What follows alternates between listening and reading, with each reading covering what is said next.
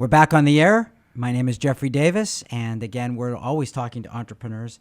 You know, our next guest, I think most people in the New England area know the company. It's pretty exciting to get into the topics. We're going to talk a little bit about real estate, I think. I hope I don't to. know what else we could talk about. Carl Valerie, who is the president and COO of the Hamilton Company. Thank you for having me. Oh, it's my pleasure. You know, again, it's hard to have moved to Boston and had an apartment, done real estate, looked at real estate, and not know about the Hamilton Company. Well, that's not surprising. At one point back in the 80s, 1 out of 4 people in Boston rented from the Hamilton Company. And you're not joking. I'm One not out of every joking. 4. That's like General Motors. That's right. Right. At its height, it owned between 10 and 15,000 apartments before they were all converted to condominiums. One of the regrets that the company has, considering how valuable apartments are today. The company's that you been didn't around hold for on to 60 them. years, though. Yeah. So it's not unusual for someone like yourself or others to say, "Hey, I rented from you one time." At which point, in a cocktail party, I'll say, I did. Did you have a good or bad experience with us?" And then I'll say, "Well, everything we're doing now is much better than we did a long time ago." Well, it's a different time, and it's Right. the rearview mirror. But you know, the story of the Hamilton Company is a true story of entrepreneurship. It's a classic example of someone who's worked very hard. It's sort of like Boston's Donald Trump. I One hate would to put say. it that way. The Yeah. ups, the downs, the ups, the downs, similar the to ups. similar to the Trumps. Everyone in New York wanted a Trump loan back in the 80s. Right. Similar to Boston, everyone wanted a Brown loan. Right. No one ever lost money, however, on the Brown loans in comparison to the Trumps. Right. But do you want to give us a sense of that? You know, this is a show about entrepreneurship. So Sure. here, you've been hired, I guess, to steward the ship.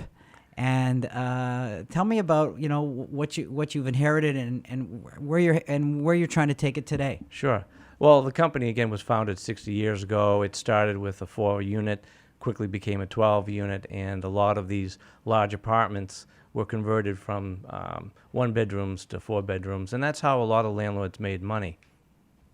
As time progressed, the company became one of the largest organizations in Boston, and then it went through a restructuring back in 1991. I arrived in 94 where the restructuring was in place, but it was like starting all over again, where we had very few apartments. We had a few million square feet of commercial space. Today we have over 5,500 apartments and 2 million square feet of commercial space. And all during that time, it has been a rebuilding process. We started the rebuilding with establishing new relationships with lenders who in the past fawned into making loans to the Hamilton Company, then because of the reorganization didn't want to do that anymore. So we had to establish new relationships. And I had a banking background at what was the First National Bank of Boston. It's now Bank of America. And that gave me an entree to being able to bridge the gap between the borrower and the new lenders that were out there. And at the time, the company had not only gone through a large reorganization, but we went through a real estate depression coming out of the early 90s. So it was like starting all over again. And we had to take a company that was focused on just producing paper for the lenders. It was a very stagnant organization.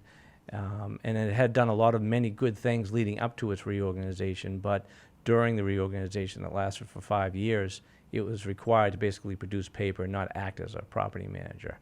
Since then, we've developed and converted over 900 apartments into condominiums. Again, we've grown from 1,000 units to 5,500. We have an asset size in excess of $1.7 billion in size, so not bad for a Russian immigrant. If somebody wants to connect, learn more about you, or connect with the Hamilton Company, how would they do that? Oh, welcome them to look at our website, thehamiltoncompany.com. My email address is on that website, and my direct phone line is there as well at cvalerie@thehamiltoncompany.com.